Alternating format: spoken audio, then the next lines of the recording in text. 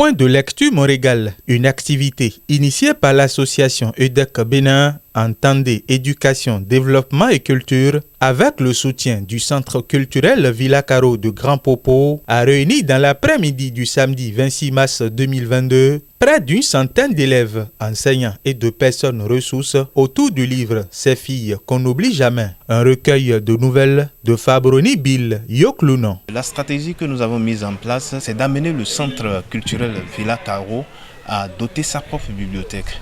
Et le centre a compris l'enjeu et a acheté 23 livres pour son centre. Et donc la vente aussi du livre est ouverte au public. Et il y a une quinzaine de personnes qui ont acheté le livre et donc qui ont eu accès à cet échange. Alors nous sommes allés vers les collèges de Grand Popo ici et nous avons ciblé quatre collèges. Et avec ces 4 collèges, nous avons négocié avec les directeurs et la bibliothèque du centre a mis les livres acquis à la disposition de ces élèves qui l'ont lu. Le Centre culturel finno-africain a pour but de promouvoir les artistes et la culture en général. Et c'est de là que, quand EDEC Bénin s'est approché de nous, on s'est dit mais pourquoi ne pas faire chemin ensemble. En moins d'1 mois, et donc les directeurs nous ont aidés à mobiliser les enfants et qui sont présents aujourd'hui dans l'espace. Sans oublier aussi que vous avez vu des adultes.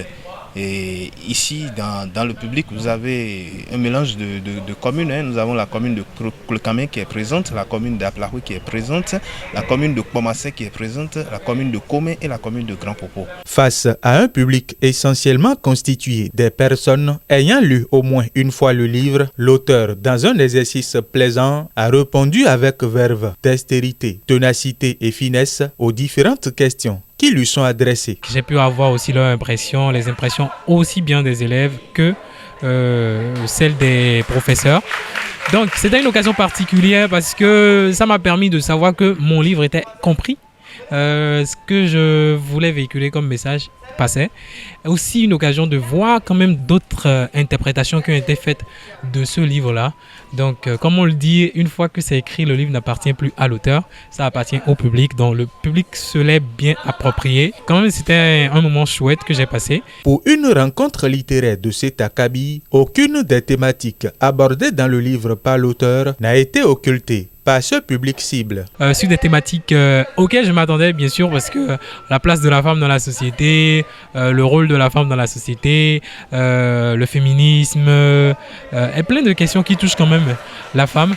Donc j'ai eu beaucoup de questions aussi des professeurs qui ont facilité le dialogue. Cet événement est organisé entre les scolaires et les adultes, ce ne sont pas seulement des jeunes. Et ça aide vraiment à créer un dialogue entre parents et enfants. L'objectif visé en fait, c'est de créer tout un marché autour du livre, ici dans le centre Villa Caro. Et cet objectif est aussi épousé par l'administration du centre Villa Caro que nous remercions au passage. Outre l'accompagnement du centre culturel Villa Caro de Grand Popo, EDEC Bénin peut également compter sur le soutien du directeur de la Bibliothèque nationale qui a marqué de sa présence cette cérémonie. Au thème de cette séance ponctuée de questions-réponses, le public ainsi que l'auteur ont eu droit à une visite guidée dans les 2 musées du centre Villa Caro.